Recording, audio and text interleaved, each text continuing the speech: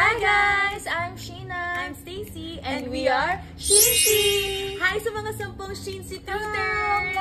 Hi Joanna! And today we'll be playing the Guess the Flavor of the Payless Instant Money! Yes! Pero ang challenge, naka-blindfold kami. And for round 1, ako muna yung naka-blindfold and si Stako yung magpapahula. Then, vice versa. Yeah. Then, let's go!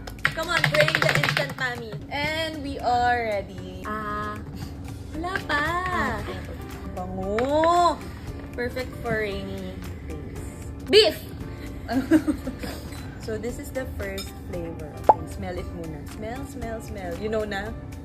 I know it. Oh, she knows it I'm na. gonna... So kasi may sabaw eh. Wait! Diretso sa lalamuna. What's the flavor? Is it beef? Oh my gosh, I'm wrong. Is that genuine? You're... Okay, I will give you another chance. It's What is chicken. You're right!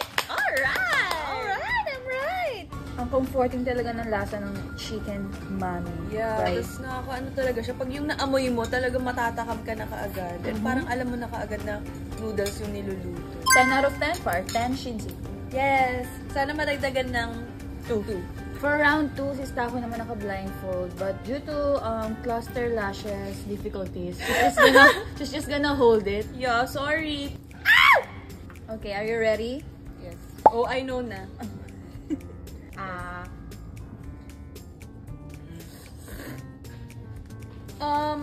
Vanilla?